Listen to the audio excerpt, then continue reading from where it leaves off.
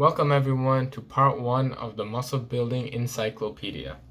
In this video, I will go over exercises for the different body parts that people usually want to train. Now, before I get into it, I just want to say I'm not a licensed professional. I'm just a guy who's been going to the gym for a while, and I just want to share my thoughts and ideas and experiences with the gym. So yeah, without any further ado, let us start. So before you want to begin building muscle, we need to first talk about the two main methods, and that's calisthenics and weight training. Now, calisthenics basically means doing exercise with your body weight. Think push-ups, pull-ups, body weight squats, sit-ups, things like that. While weight training is using a weighted object to put load under a movement, like a bench press, using a bar to push up, or like a curl, use a dumbbell or even another barbell and curl it. So these are the two main methods of building muscle, and there isn't really a singular best method between them. Both of them are good in their own regards, and you should definitely use both when thinking of building an all-around physique for strength, aesthetics, and whatever really. Think about it like this, okay? Calisthenics would be like chicken. A chicken's very easy to prepare, very easy to consume, no big issues, anyone can really mess with chicken. While weight training is like steak, you need to put in a little bit more effort with the steak to get the better results. You gotta like sear it, and then you gotta put it in the oven, cook it to a good internal temperature. And what I basically mean by this analogy is that both are good in their own ways, and it really doesn't matter which one you choose. And personally, I like chicken and steak. I'd eat them both, I do calisthenics and weight training, and I think that's the way you'd probably get the best results. Although you have to do with what you got, and that may vary by people. So yeah, I will give you calisthenics and weight training exercises going forward. So the first region of muscles we're gonna start with are the arms. So the primary muscle of the arms is definitely the bicep. Everyone knows what the bicep is, even if you don't partake in exercise. And to build the bicep, you could use any loaded curling motion, meaning curling like this, flexing your arm inwards, with a barbell, dumbbell, or cable. There's two heads of the bicep, ergo its name, biceps, two heads, the long head and the short head. Now, I'm going to tell you that personally, you don't have to isolate them. I don't isolate them, and my arms are relatively fine, but if you want to, you could specifically change for both heads. But usually most bicep exercises do train both of the heads. So don't worry about trying to balance out the heads. Anyways, the long head is what gives the bicep its peak. So like when you train it, it gives you that aesthetic look, think of Arnold. But here's a big but. Pause. The peak of your biceps and the shape of it is mostly genetic. So even though you can increase the size by building muscle onto it, the shape of it is dependent on your genetics. And your favorite influencer with the perfect arms might not have the same genetics as you do. So I don't think you should really try to compare yourselves to them. Of course, if it's in a good way, then yeah, go ahead, but just generally. Now, I like to use preacher curls and dumbbell curls when working biceps in the gym. And to target the short head, so those two exercises work both of the heads, but to target the short head specifically, you want to do, see, this is the short head. You want to do hammer curls, which are basically a variation of the dumbbell curl, where you turn the wrist 90 degrees vertically. And doing that allows you to better activate the short head. Now, Arnold Schwarzenegger, you know, the person with the best arms in all of bodybuilding, the king, his favorite arm exercise was the concentration curl, which is basically bending over slightly while seated or standing, as he did, and then doing curls like that. And you know, I didn't really understand the purpose of it, but it does work the long head a lot, so I guess that's why he did it, considering his bicep peak was leagues above most people's. Pull-ups and chin-ups are great calisthenics exercises to build a bicep, and the chin-ups especially, because they give you that better activation through the position of the arms. The next muscle on the arms we're going to talk about are the triceps. So look at this. They're not as predominant as the biceps are. You could easily tell the biceps, while the triceps just look like some part of the arm. But let me tell you, the triceps are 2/3 of your arm's muscle in this region. It's 2/3. It's actually bigger than the biceps in terms of mass.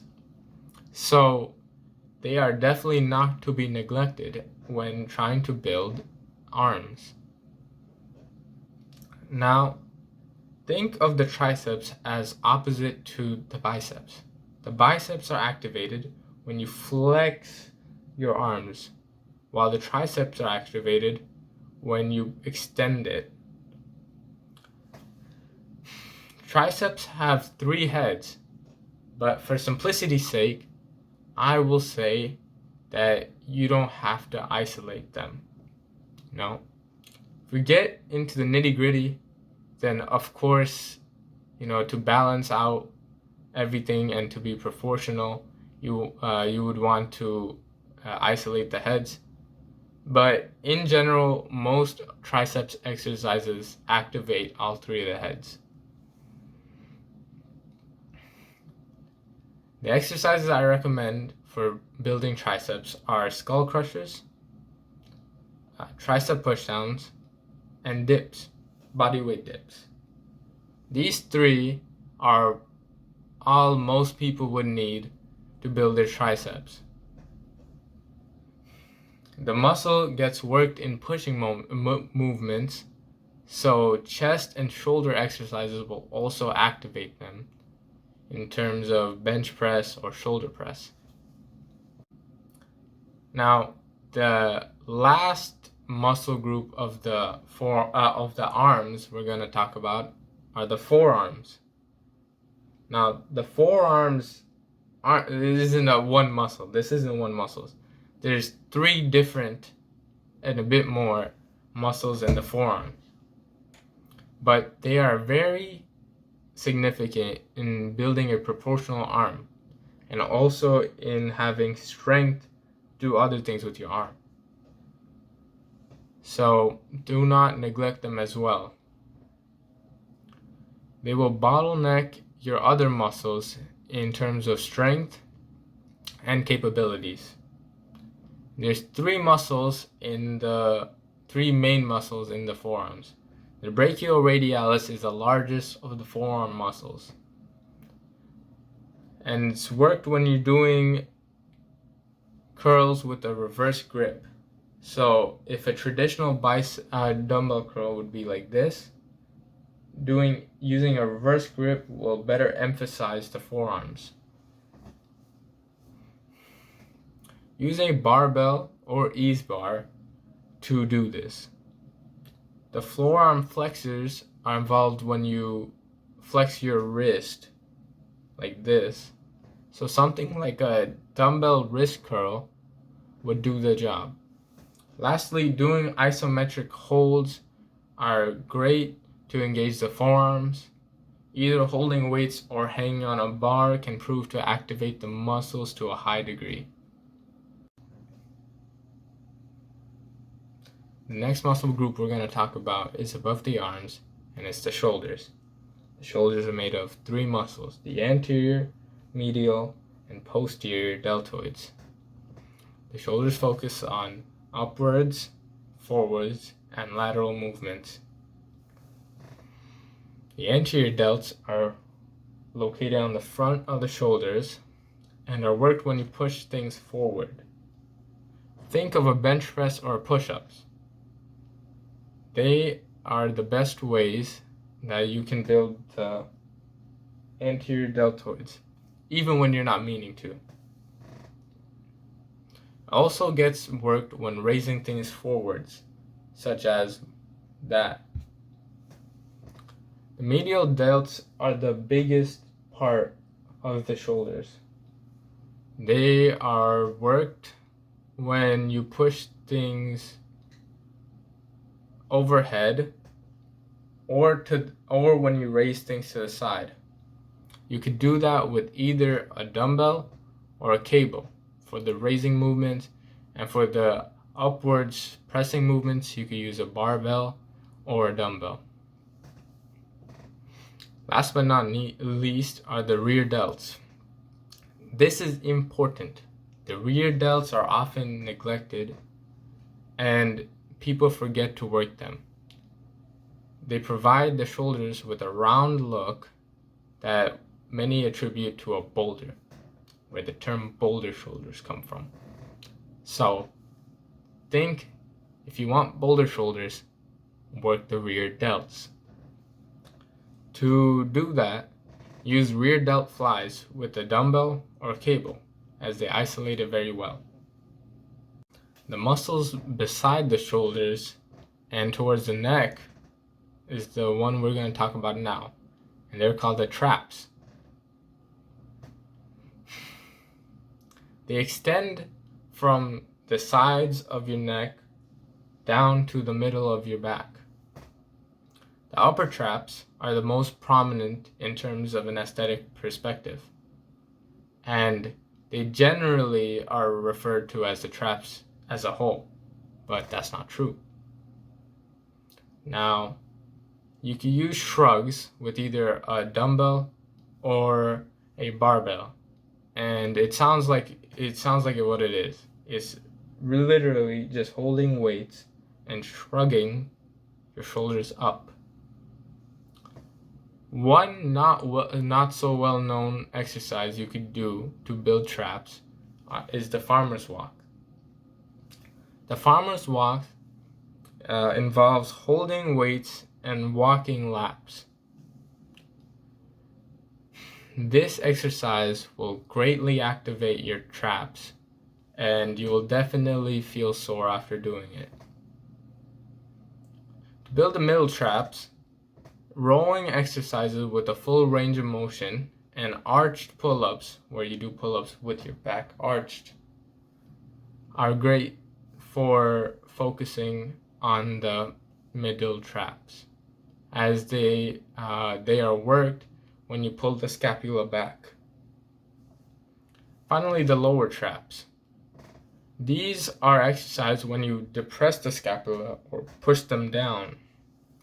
So do dips to build them. Make sure to build all 3 parts of the traps because they aid in many other movements and also maintain your posture. The latissimus dorsi, or the lats, are the large, flat muscles beside your traps on the sides of your back. They work when you pull things toward yourself. Lat exercises are categorized in 2 sections: pull-ups/downs and rows. The pull-up/down movement gives your back width, while rows give it thickness. For the former movement, I recommend pull-ups, chin-ups, cable pushdowns, or lat pushdowns as they're called. Working those 3 exercises to failure will guarantee you width in your back. Rows can be done with barbells, dumbbells, or cables. Cables give you stability, while dumbbells are better at isolating the muscle. And barbells will maximize muscle stimulus while affecting a wider variety of other muscles. Take your pick depending on what you prefer, but never forget to include them when you work lats. The last muscle we're going to talk about in this video will be the all-star of all muscles, the pectoralis major and minor, also known as the chest. The pecs are used in the abduction of arms. Think of pushing, also with scapular protraction. Push-ups are a good option for beginner, and if you're lacking weights, you can do them anywhere and you could work them safely to failure. In terms of weight training, the barbell and the dumbbell bench press are great for great exercises for building the chest, along with dumbbell or cable flies. Those 2 types of exercises work the different methods the chest is activated, with the flies working scapular protraction and the presses working the abduction. It's very important to have good form as you do these exercises because they require more load to stimulate effectively and can get pretty risky if you're having incorrect form. So keep that in mind. That will be all for part 1 of the Muscle Building Encyclopedia. This video was inspired by absolutely nobody. I chose to do this for no reason whatsoever. But now you guys get to have this information, which I've cultivated for a whole 5 months of intense research, application, and that's really it, research and application. So I hope you guys enjoyed, and like and subscribe if you guys want to see part 2. Peace. Welcome everyone to part 1 of the Muscle Building Encyclopedia. In this video, I will go over exercises for the different body parts that people usually want to train. Now, before I get into it, I just want to say I'm not a licensed professional. I'm just a guy who's been going to the gym for a while, and I just want to share my thoughts and ideas and experiences with the gym. So yeah, without any further ado, let us start.